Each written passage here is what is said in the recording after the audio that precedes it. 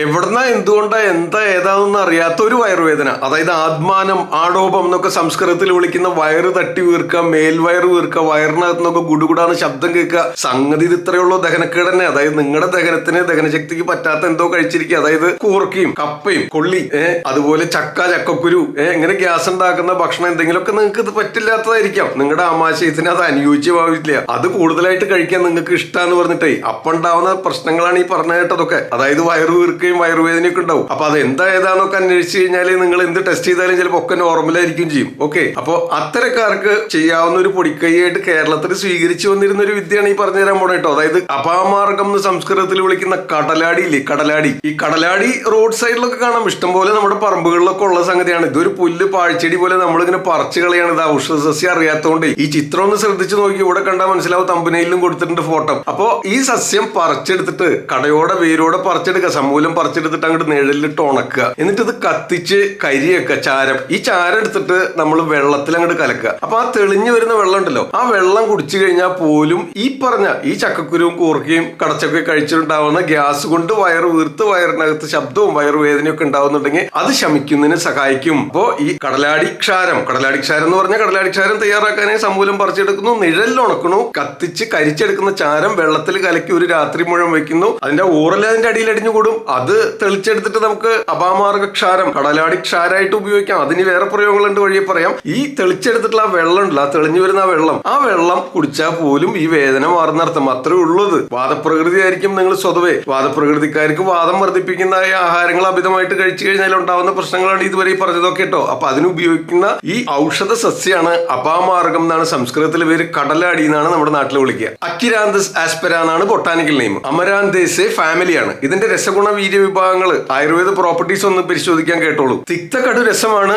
ഉഷ്ണവീര്യമാണ്, കടുവിഭാഗമാണ്, അതുപോലെ തന്നെ തീക്ഷ്ണ ഗുണമാണ്. അതുകൊണ്ടാണ് ഈ ദഹന തകരാറും അഗ്നിമാന്ദ്യവും വായു വർദ്ധിച്ചുണ്ടാകുന്ന ദഹനക്കേടിലും വയറുവേദനയിലും ഒക്കെ അത് വർക്ക് ചെയ്യുന്നത്. മറ്റു രണ്ട് പ്രയോഗങ്ങളും കൂടെ പറഞ്ഞുതരാം. അതായത് ഇത് മൂത്രലാണ്, ഡയൂറിറ്റിക് ആയിട്ടും വർക്ക് ചെയ്യും. നമ്മൾ കിഡ്നി സംബന്ധമായ, മൂത്രനാളി സംബന്ധമായ കിഡ്നി സ്റ്റോണും മൂത്രാഘാതമായി ബന്ധപ്പെട്ട് വരുന്ന രോഗാവസ്ഥകളിൽ തയ്യാറാക്കുന്ന ഔഷധങ്ങൾക്ക് ഈ കടലാടി വേര്, കടലാടി സമൂലം പറിച്ചൊക്കെ ചേർത്ത ഔഷധങ്ങൾ തയ്യാറാക്കുന്നുണ്ട്. കടലാടി ക്ഷാരം ഉപയോഗിക്കാറുണ്ട്. നേരത്തെ പറഞ്ഞ പോലെ കടലാടി ക്ഷാരം തയ്യാറാകുമ്പോൾ കിട്ടുന്ന വെള്ളവും നമുക്ക് ഉപയോഗിക്കാവുന്നതാണ്. അപ്പൊ മൂത്രമാണ്, ഡയൂറിറ്റിക് ആണ്. മൂത്രത്തടവ്, പ്രോസ്റ്റേറ്റ് എൻലാർജ്മെന്റോ മറ്റെന്തെങ്കിലും തകരാറ് കൊണ്ട് മൂത്രത്തടവ് ഉണ്ടാകുന്നു, യൂറിൻ ഫ്ലോ കുറയുന്നു, തകരാറിലാണെങ്കിൽ ഈ കടലാടി ചേർത്ത് തയ്യാറാക്കുന്ന ഔഷധങ്ങൾ ഉപയോഗിച്ച് വരാറുണ്ട്. കിഡ്നി സ്റ്റോണിൽ പോലും ഉപയോഗിക്കാന്നർത്ഥം. പിന്നെ ഇതിന് വിഷഹരത്വം ഉണ്ട്. അതായത് ചെറിയ ചെറിയ രീതിയിലൊക്കെ വിഷാംശങ്ങൾ ഭക്ഷണത്തിലൂടെയോ കീടദംശനങ്ങൾ പ്രാണികളിലൂടെയോ ഒക്കെ നമ്മുടെ രക്തചംക്രമണ വ്യൂഹത്തിലും ദഹനേന്ദ്രിയ വ്യൂഹത്തിലൊക്കെ എത്തിപ്പെട്ടാല് അതിനെ നിർഹരിക്കുന്നതിനുള്ള കഴിവും കൂടെ ഈ വിഷഹരത്വം ഉള്ളത് കൊണ്ട് കടലാടിക്ക് അപമാർഗത്തിന് ഉണ്ട്. ഇത് സമൂലം ഉപയോഗിക്കാം. ഇതിന്റെ വേരിനും തണ്ടിനും ഇലയ്ക്കും പൂവിനും ഒക്കെ ഔഷധ ഗുണമുണ്ട്. ദോഷകർമ്മങ്ങൾ പറയുകയാണെങ്കിൽ വാദദോഷത്തെയും കഫദോഷത്തെയും ശമിപ്പിക്കുന്നതിന് സഹായിക്കുന്നു. അതായത് വാദദോഷം വർദ്ധിച്ചും കഫദോഷം വർദ്ധിച്ചും ഉണ്ടാകുന്ന രോഗാവസ്ഥകളിലൊക്കെ ഇത് ഒരുപോലെ ഉപയോഗിക്കാവുന്നതാണ്. ഇനിയുണ്ട് പ്രയോഗങ്ങൾ, ഒന്നൊന്നായിട്ട് പറഞ്ഞുതരാം, ശ്രദ്ധിച്ചു കേൾക്കാം. ഇത് കേരളത്തിൽ എല്ലായിടത്തും സുലഭമായിട്ട് ലഭിക്കാട്ടോ. നമ്മുടെ പറമ്പുകളിലൊക്കെ ഒരു ഏകദേശം 1/2 മീറ്റർ മുതൽ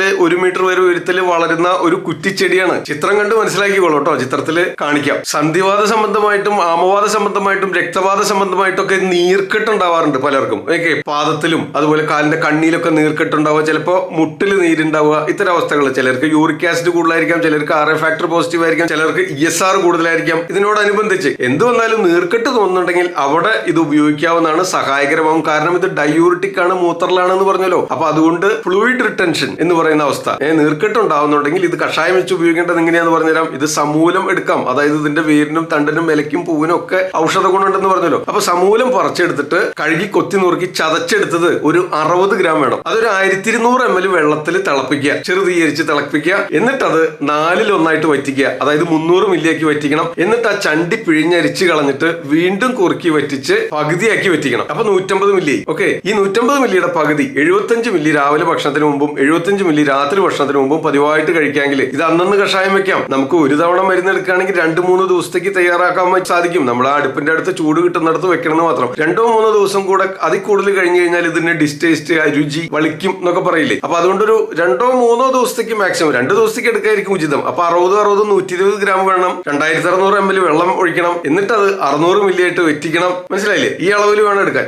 എന്നിട്ട് ചണ്ടി പിഴിഞ്ഞരിച്ച് കളഞ്ഞിട്ട് അവിടെ വെക്കുക. അതിന്ന് ദിവസേന ആവശ്യമുള്ള ഭാഗം എടുത്തൊന്ന് വറ്റിച്ചിട്ട് അത് കുടിക്കാം. അങ്ങനെയും ചെയ്യാം. അപ്പൊ അങ്ങനെ 2-3 ദിവസത്തേക്ക് അടുപ്പിച്ച് തയ്യാറാക്കാൻ നടത്തും. കാരണം എന്താണെന്ന് വെച്ച് കഴിഞ്ഞാൽ ഇത് ഒരു ദിവസം കൊണ്ട്, ഒരു യോഗം കൊണ്ടോ, ഒരു ഡോസ് കൊണ്ടൊന്നും ഫലം കാണില്ല. തുടർച്ചയായിട്ട് ഒരാഴ്ചയോ 2 ആഴ്ചയോ 3 ആഴ്ചയോ രോഗ തീവ്രതയ്ക്ക് അനുസരിച്ച് തുടരേണ്ടതായിട്ട് വരും. അപ്പൊ അതുകൊണ്ട് തയ്യാറാക്കുമ്പോൾ 2-3 ദിവസത്തേക്ക് അടുപ്പിച്ച് തയ്യാറാക്കുന്നതായിരിക്കും നല്ലത്. കടലാടി നാട്ടിൻപുറങ്ങളിലൊക്കെ കിട്ടും, പറമ്പുകളിൽ കിട്ടും. മഴ തുടങ്ങി കഴിഞ്ഞാൽ ധാരാളമായിട്ടുണ്ടാവും. ഇനി ഇതൊന്നും കിട്ടിയില്ലെങ്കിൽ നിങ്ങൾ അടുത്തുള്ള ഒരു അങ്ങാടി മരുന്ന് കടകളിൽ അന്വേഷിച്ചാലും കിട്ടും കേട്ടോ. അപ്പൊ ആ നീര് പറ്റുന്നതിന്, മൂത്രനാളി സംബന്ധമായ രോഗങ്ങൾ, കിഡ്നി സ്റ്റോണുമായി ബന്ധപ്പെട്ടുണ്ടാവുന്ന ബുദ്ധിമുട്ടുകൾ ഒക്കെ കുറയുന്നതിന് ഈ രീതിയിൽ കഷായം വെച്ച് കഴിക്കുന്നത് നല്ലതാണ്. ഇനി മറ്റൊരു പ്രയോഗം, ഇത് സമൂലം പറിച്ചെടുത്ത് കഴുകി കൊത്തി നുറുക്കി ചതച്ചിട്ടേ നമുക്ക് പറമ്പിലൊക്കെ കിട്ടുന്നുണ്ടെങ്കിൽ ഒരു പിടി ഒരു 2 ലിറ്റർ വെള്ളത്തിലിട്ട് അങ്ങോട്ട് തിളപ്പിക്കുക. ഒരു 10-15 മിനിറ്റ് തിളച്ച് കഴിയുമ്പോൾ ചണ്ടി അരിച്ചു മാറ്റുക. ആ വെള്ളം പതിവായിട്ട് കുറേശ്ശെ കുടിച്ചു തീർക്കുക. ഇതും ഈ നീര് പറ്റുന്നതിനും ഈ മൂത്രനാളിയിൽ ബേണിംഗ് മെക്ചുറേഷൻ, മൂത്രച്ചൂട്, ഇപ്പൊ ചൂടൊക്കെ കൂടി വരുമ്പോൾ കിഡ്നി സംബന്ധമായ, മൂത്രനാളി സംബന്ധമായ, യൂറിനറി ട്രാക്ട് ഇൻഫെക്ഷൻ, ഇത്തരം പ്രശ്നങ്ങളൊക്കെ ഉണ്ടാകാൻ സാധ്യതയുണ്ട്. അത്തരക്കാർക്ക് ഈ രീതിയിൽ പാനജലായിട്ടും ഇത് ഉപയോഗിക്കാവുന്നതാണ്. പണ്ട് കാലങ്ങളിൽ വിഷവൈദ്യന്മാര് ഈ പാമ്പുകടിയേറ്റൊക്കെ വരുമ്പോൾ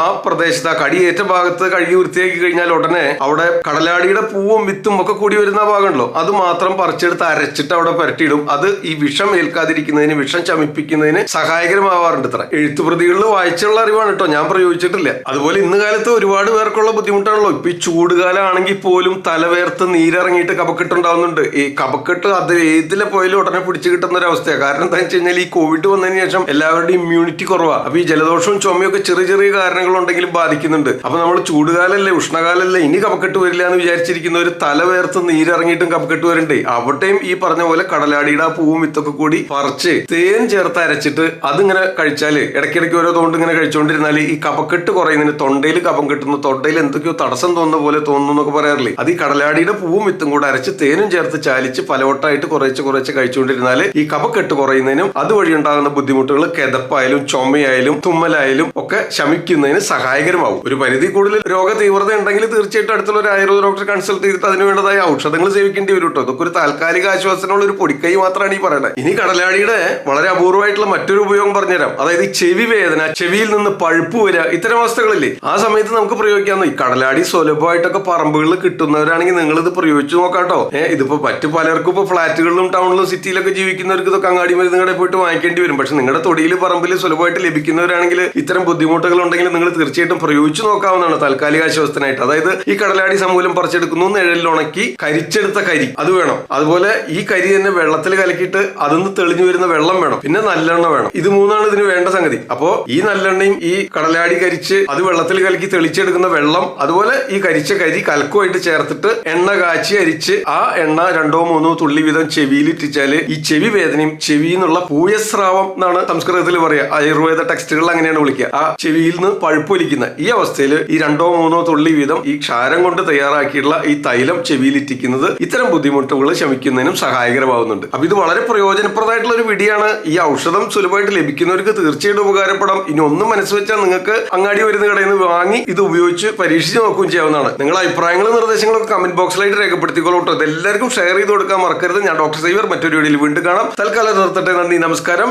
ആദ്യം ആയുർവേദം സബ്സ്ക്രൈബ് ചെയ്യാൻ മറക്കണ്ട.